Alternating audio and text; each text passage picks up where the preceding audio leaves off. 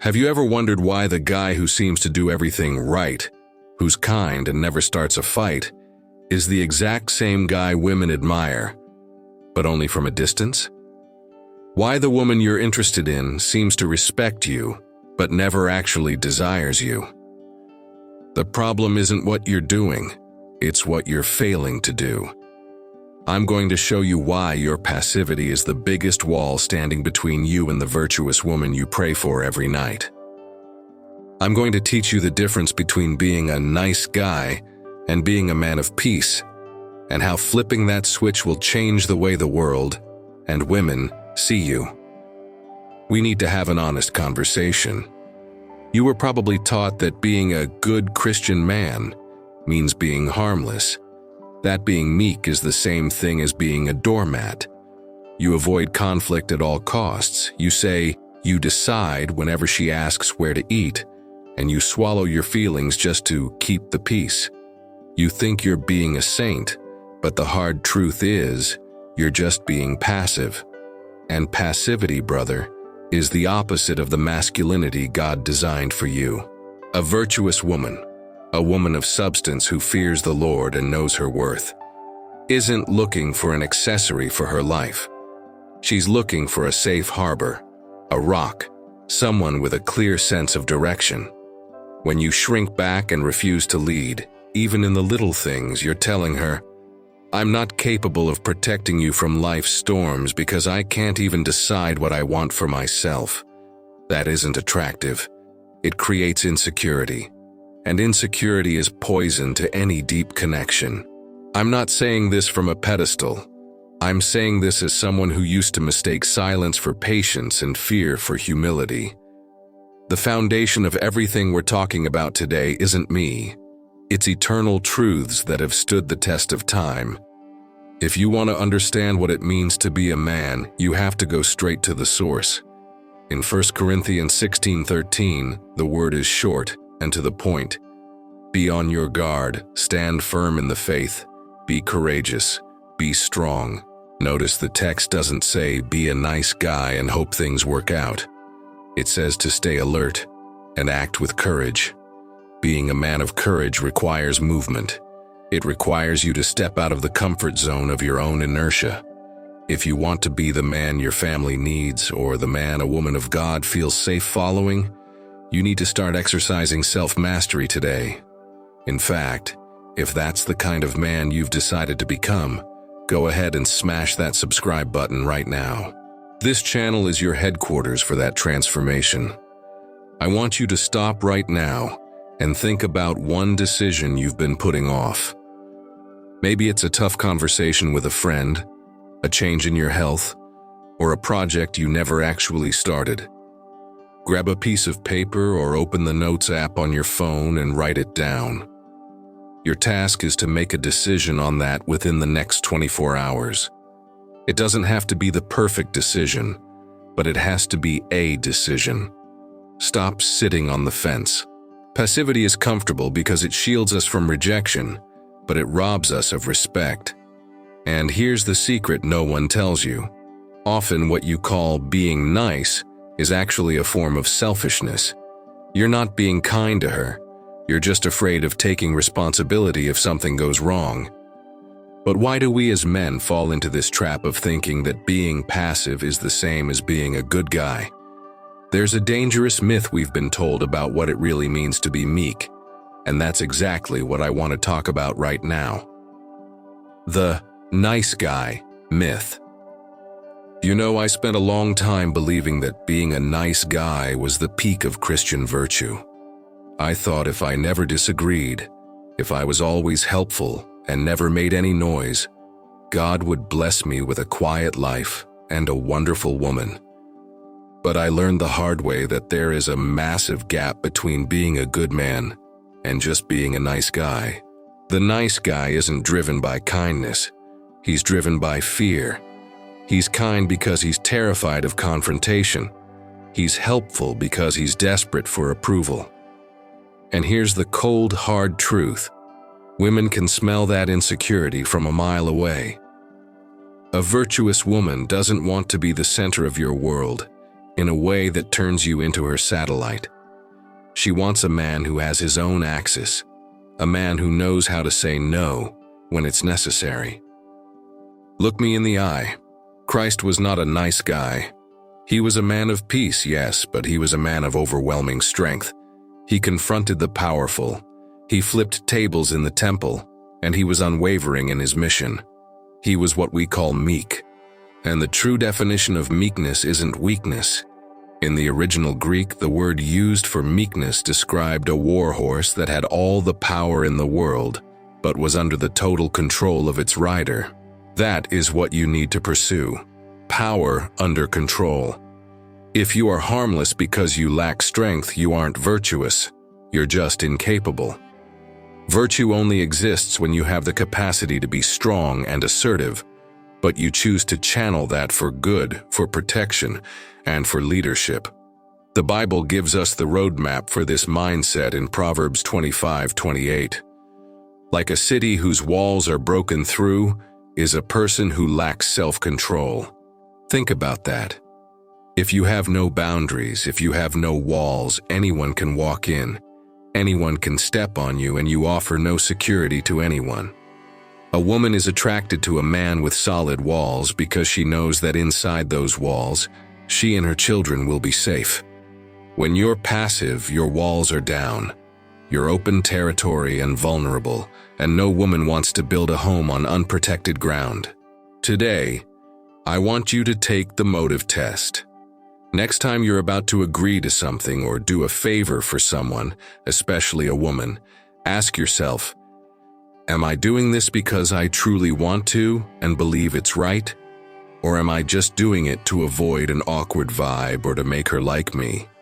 If the answer is the second one, stop, breathe, and if necessary, politely decline. Start training your no. Do you realize what a relief it is to not carry the weight of pleasing everyone? When you start acting out of conviction rather than convenience, something changes in your posture. Your shoulders square up, and your voice carries more weight. You stop being a nice guy, asking for permission to exist, and start being a man of peace who occupies his space with authority. But understand, this authority isn't about bossing people around. It's about mastery over yourself. And this is where it gets serious. Because the greatest proof that a man has lost self-mastery isn't when he screams. It's when he goes silent and retreats at the exact moment he should be making a choice. Indecision is the cancer that eats away at the respect she has for you. And it's that crushing weight of choice that we're going to tackle right now. Picture this. You're with a woman you truly admire. It's Friday night. You want to please her. So you say the phrase you think is the kindest thing in the world. What do you want to do tonight? I'm down for whatever. Whatever you pick is fine by me. You think you're being flexible, an easygoing partner. But if you could read her mind at that exact moment, you'd see a deep, bone-weary exhaustion. Do you know why? Because life is already exhausting enough for her. She's been making decisions all day at work, with her family, in her studies. When she's with her man, she doesn't want to be the captain of the ship.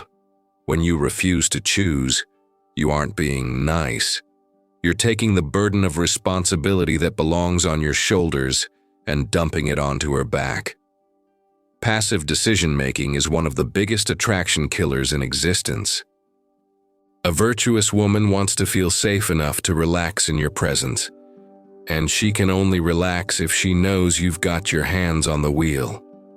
Masculine indecision causes a silent erosion of respect. Every whatever, every it's up to you, every silence when a problem needs solving is a tiny crack in her trust. She starts to feel that if a real storm hits, a financial crisis, an illness, a problem with the kids, you're just going to stand there waiting for her to fix it. And the truth is, no woman wants to lead a man. She might do it out of necessity, but she will resent it. She wants a partner who has the courage to be wrong if he has to, but who has the backbone to make the call. This brings us to one of the pillars of masculine posture in the Bible. Look at the determination of Joshua. He didn't call a town hall meeting to see how the people felt about serving God. He took a stand. In Joshua 24:15, he declares, "But if serving the Lord seems undesirable to you, then choose for yourselves this day whom you will serve. But as for me and my household, we will serve the Lord." Joshua didn't wait for a consensus. He wasn't passive. He drew a line in the sand and said, "This is the way we're going." That is leadership. That is removing the weight of doubt from the shoulders of those you love. When you take responsibility for the choices, you communicate, "I'm here, I'm alert, you can trust me." For the next 24 hours, you are banned from saying whatever, "I don't know," or "you choose." If someone asks you what to eat, where to go, or what to do, give a direct answer. Let's eat Italian. If she suggests something else, that's fine. You can adjust. But the point is, you must be the source of initiative. Feel the weight of leading the choice and notice how it changes the dynamic of your interaction. Many men are afraid to decide because they're afraid of being criticized if the choice is bad. But listen closely. A woman of value prefers a man who decides and fails and owns the mistake, over a man who hides behind indecision so he can never be blamed for anything. The relief she feels when she sees you have a plan is what creates the space for admiration to bloom. Look at me. If you feel like your passivity has cost you, whether in your relationships, your career, or your peace of mind, and you've decided that today is the day the man of doubt dies so the man of action can be born, hit that like button right now. Subscribing to this channel isn't about a number. It's about you staking your claim and saying, "I belong to the group of men who don't run from responsibility." If you want to be the man your family is proud to follow, hit that button below. But I know what you're thinking. If I start deciding everything, won't I look like a dictator? A bossy guy who doesn't care what she wants? That is the great trap of distorted masculinity. There is a way to lead that isn't about oppressing, but about elevating. There is an authority that is born not from shouting, but from the apron. And it's this authority of service that we're going to uncover right now. Many men, when they hear they need to lead or take control, make a fatal mistake. They confuse authority with authoritarianism. They think that to stop being passive, they need to become tyrants, barking orders and pounding the table. But let me tell you an eternal truth. The authority that attracts and keeps a virtuous woman isn't born of fear. It's born of trust. And trust is born of service. There is a life principle that changes everything. The greatest among you is the one who serves. Biblical leadership isn't about being at the top of a pyramid bossing around those below. It's about being at the foundation, holding up the weight so others can flourish. When you take the lead in your life and your relationship, you aren't seeking power. You're seeking the opportunity to be the first one to sacrifice. A virtuous woman isn't afraid to follow a man she knows would die for her. She doesn't feel oppressed by a man who uses his strength to clear a path for her to walk. Passivity drives a woman away because she feels like she's alone in the trenches. Servant leadership, however, draws her in because she realizes she has a guardian by her side. Christ himself redefined what it means to be the boss. He said in Mark 10:43-45, "Instead, whoever wants to become great among you must be your servant. For even the Son of Man did not come to be served, but to serve, and to give his life as a ransom for many." If you want her to trust your decisions, she needs to see that your decisions aim for her good and the good of the family, not just your own comfort. Passivity is, at its core, a search for personal comfort. Leadership is the voluntary acceptance of discomfort on behalf of those you love. You are going to start exercising towel leadership. Choose a task, something practical in your environment or your relationship, that you know needs to be done and usually falls on someone else, or that nobody wants to do. Don't ask if you should do it. Just do it, and do it in silence without looking for a round of applause. It could be washing the dishes, handling that bank issue you've been putting off, or organizing that cluttered corner of the house. Lead through the example of action. When you serve, you earn the moral right to lead. And the most incredible thing happens. When a woman sees you are a man of action and service, she stops fighting for control. She relaxes. She flourishes in her femininity because your masculine positioning has created a safe environment for it. But be careful. There is a black hole that sucks up all this leadership energy and turns a man once again into a needy and dependent being. It's when you start doing all of this just so she will validate you instead of seeking your approval in the right place. If you become a leader just to get a compliment, you are still a slave. Let's dive into one of the most sensitive points. This is where many good men lose their way. They trade the sovereignty of God for the approval of a woman. The armored heart. Now let me tell you about a silent danger. Sometimes a man decides to change. He starts making decisions, starts serving, starts coming out of passivity. But he does all this with one eye on the corner of his eye, waiting for the woman to notice and applaud. If she doesn't praise him, he withers. If she criticizes him, he retreats back into his cave of inertia. Do you know what this is called? Neediness. And neediness, my brother, is one of the biggest turnoffs there is. When you seek her validation, you put her on a pedestal she never asked to be on. You turn her into an idol. And no virtuous woman wants to be your God. She wants a man who answers to a God greater than herself. If your confidence depends on her mood today, you are not a free man, you are an emotional slave. And no one feels safe following a slave. Passivity is often just a mask for the fear of rejection. You don't make decisions because you're afraid she won't like your choice.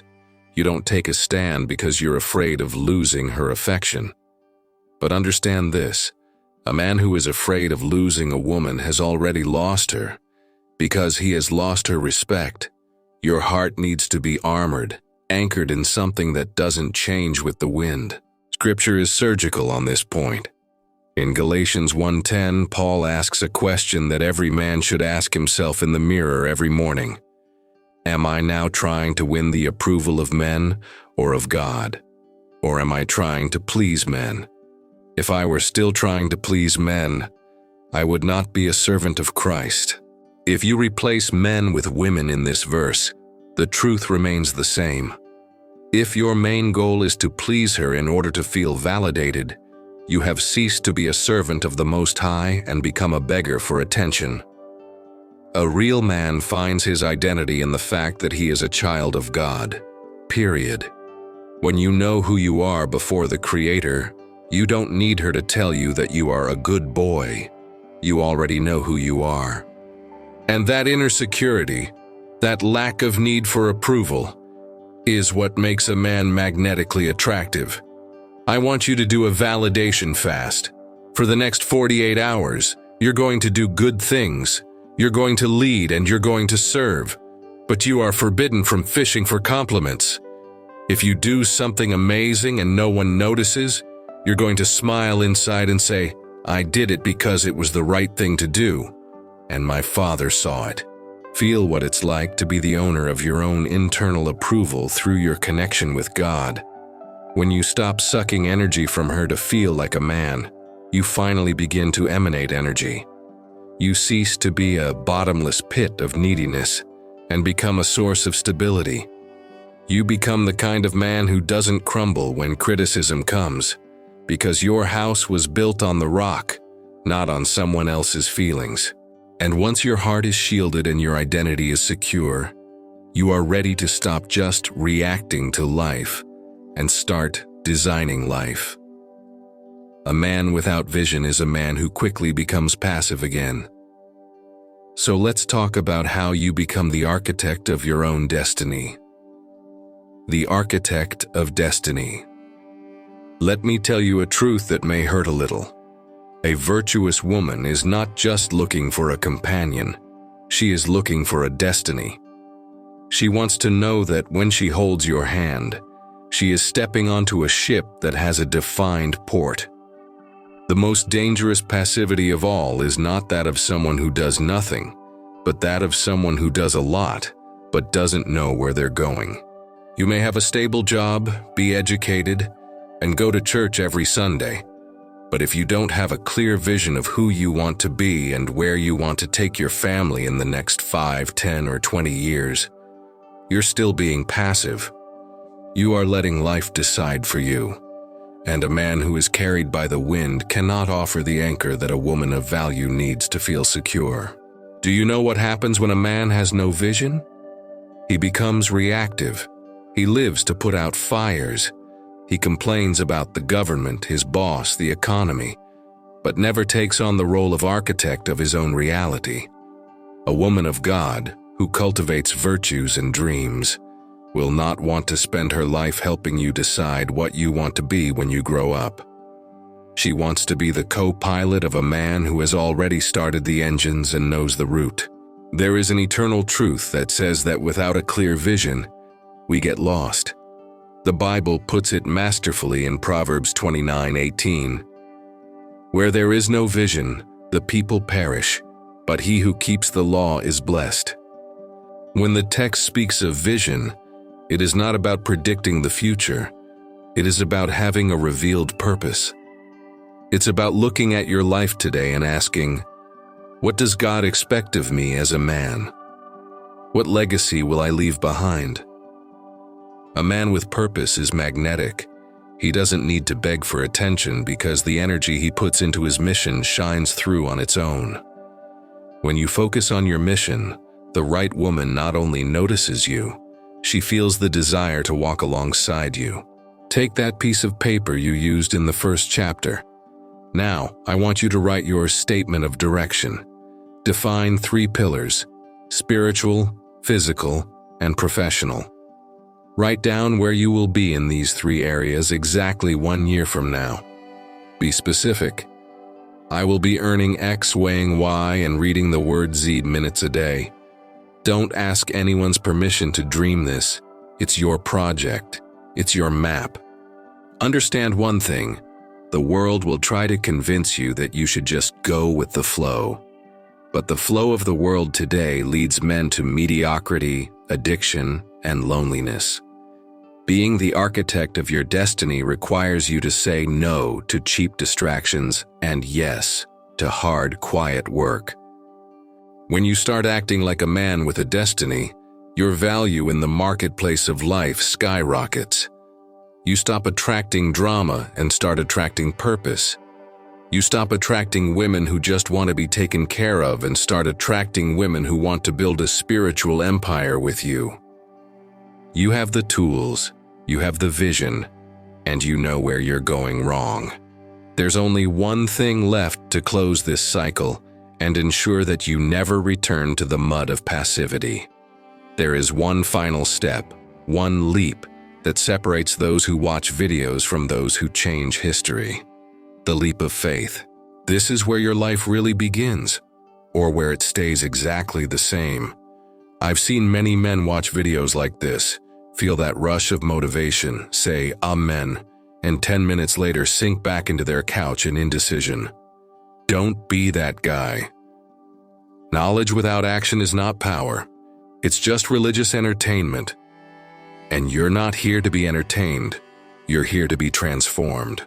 Passivity is a habit, and habits don't die just because you understand that they're bad. They die by replacement. You need to replace whatever with I decide. You need to replace the search for validation with the search for purpose. And that requires what I call a leap of faith. It's that moment when you decide to act like the man you want to be, even if the man you are today is still trembling with fear. The truth is that God will not do for you what He has given you the ability to do.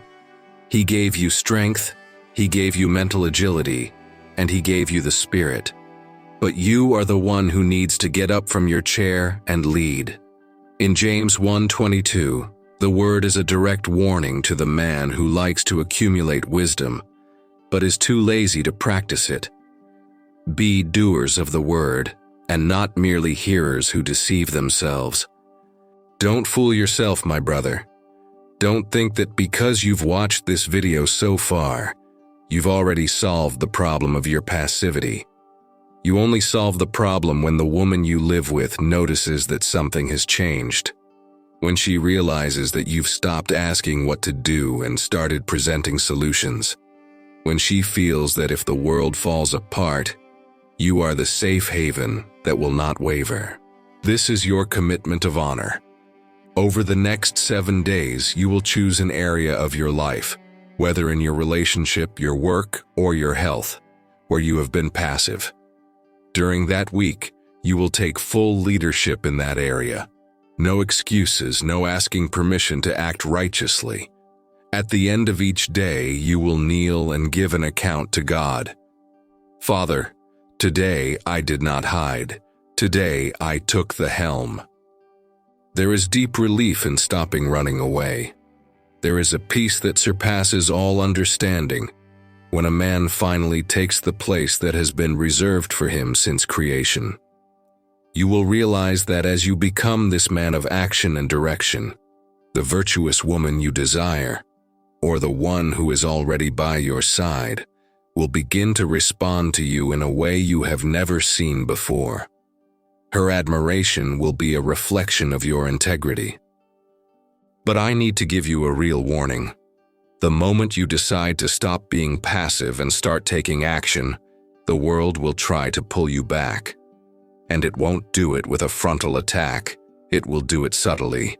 It will try to steal your new strength through distraction.